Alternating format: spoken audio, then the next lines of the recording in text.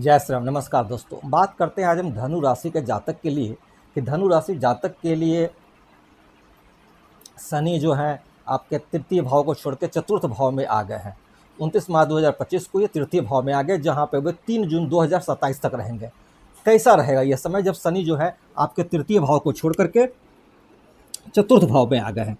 जैसा कि आप जानते हैं कि जब हम चंद्र राशि से इसकी व्याख्या करते हैं तो जब भी शनि चतुर्थ भाव और अष्टम भाव में आते हैं तो जातक को ऐसे समय में शनि की ढैया लगती है।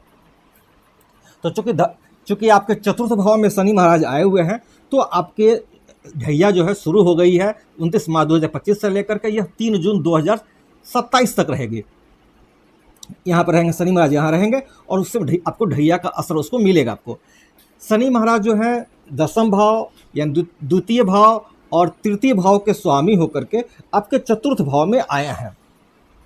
तो ऐसे समय जातक को चाहिए कि अपने धन का सदुपयोग करें, धन व्यर्थ में खर्च न करें, धन का उचित लोगों की मदद करें तो उनके लिए अच्छा रहेगा और धन का संचित करें और धन का सदुपयोग करें। जो जातक में साहस है, चूँकि तृतीय भाव के स्वामी है तो ये जो आपके साहस हैं वो उसका यूटिलाइज आप अच्छे कर्मों में करें तो आपके लिए काफ़ी अच्छा बेनिफिट्स मिलेगा। अब हम बात करते हैं जब चतुर्थ भाव में आए हैं। चतुर्थ भाव किस चीज़ का कारक है? चतुर्थ भाव जो है आपके सुख का कारक है। जो भी गाड़ी घोड़ा से सुख मिलता है, विलासता से जो सुख मिलता है, गाड़ी हुआ, घोड़ा हुआ, भूमि हुआ, वाहन हुआ, अपनी माता के बारे में भी हम लोग यहीं से बात करते हैं। तो आपका जो पारिवारिक है संगठन, वो सब इसी से हम लोग बात करते हैं।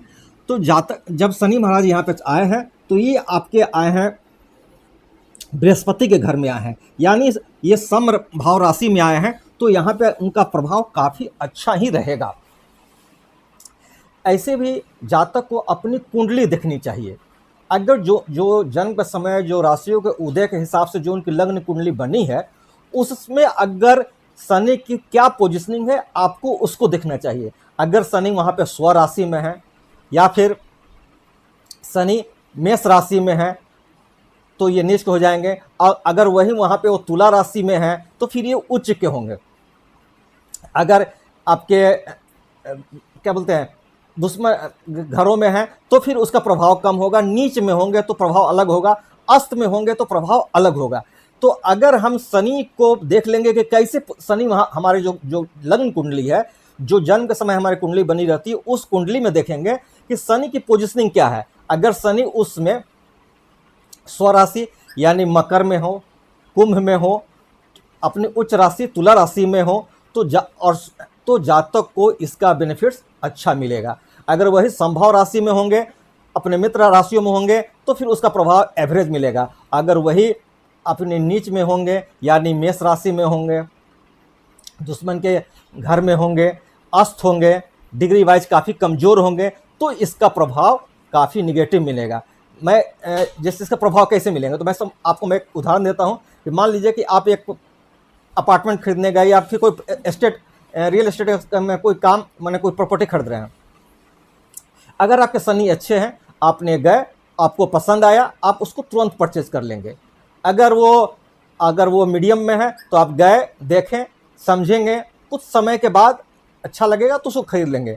लेकिन अगर वही शनि आपके ख़राब है तो आप उस प्रॉपर्टी को देखेंगे, समझेंगे, सोचेंगे, विचारेंगे और धीरे धीरे करके उसको टाल देंगे। यही इसका माने अंतर होता है या अंतर होता है। अब हम बात करते हैं कि जब शनि महाराज यहाँ पे आएंगे तो आपके लिए काफ़ी चतुर्थ भाव में आएंगे तो काफ़ी आपके लिए अच्छा रहेगा। आपके लिए गाड़ी घोड़ा खरीदने का कुछ अच्छा मौका मिल सकता है। आप भूमि संबंधित कार्यों में कुछ अच्छा इन्वेस्टमेंट कर सकते हैं। कुछ अगर आपका घर है तो उस घर में कंस्ट्रक्शन करवा सकते हैं। लोहा से संबंधित कुछ वस्तुएं खरीद सकते हैं। कोई महंगी गाड़ी अगर आप बहुत दिन से सोच रखा है उसको आप खरीदने का आपको समय मिलेगा। आपके माता के संबंध में यही कहूँगा कि माता का स्वास्थ्य को थोड़ा ध्यान रखेंगे और माता से अच्छा रिलेशन रखेंगे तो फिर आपके लिए ये भाव काफ़ी और अच्छा रहेगा।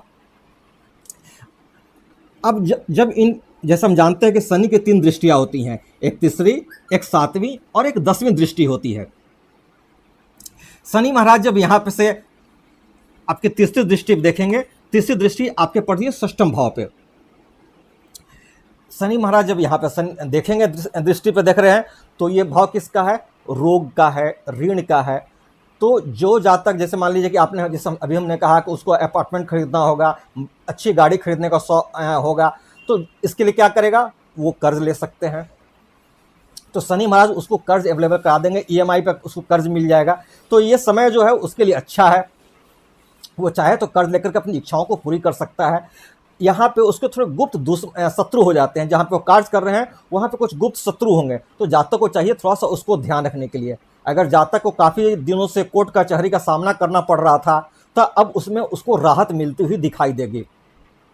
जातक को थोड़ा अब वहाँ से अगर वो, चूँकि शनि महाराज न्याय के देवता हैं, तो अगर आपका केस सही है तो आपके जीतने के चांसेस बहुत हैं, क्योंकि जो न्यायाधीश हैं उसके भी न्यायाधीश शनि महाराज हैं।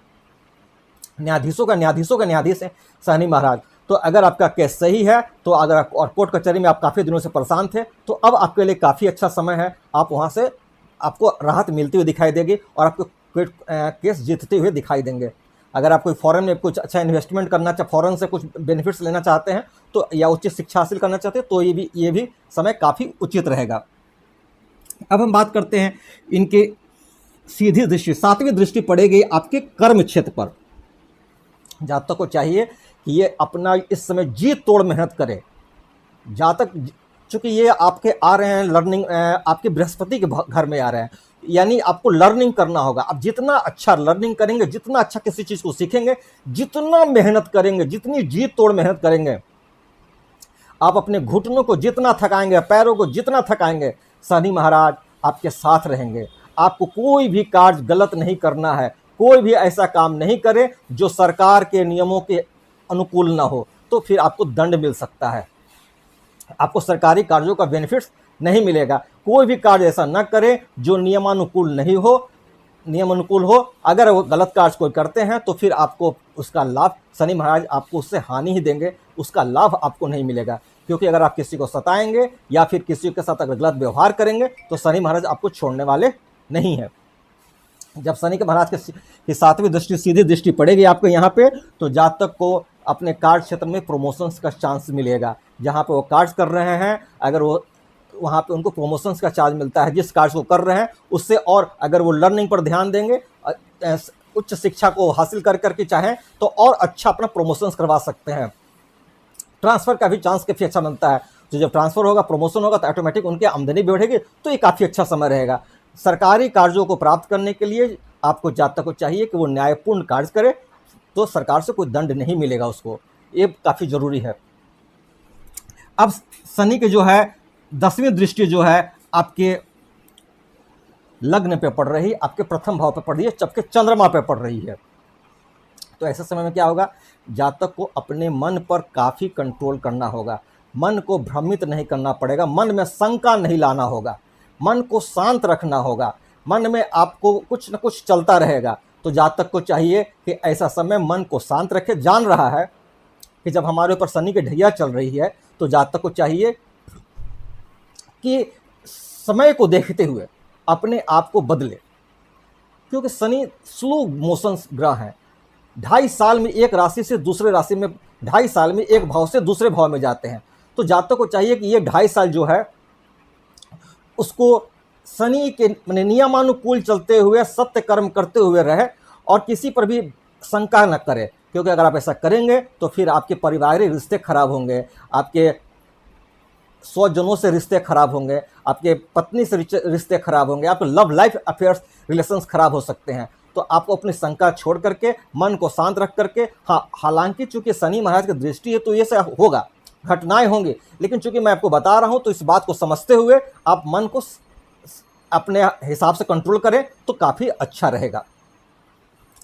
शनि महाराज जो है न्याय के देवता हैं, तथा आपको ऐसा कोई कार्य न करें इन समय 3 जून 2027 तक कि आप, अगर आप जैसा किसी को कांटा चुभाएंगे तो हो सकता है कि आपको कील चुभ जाए।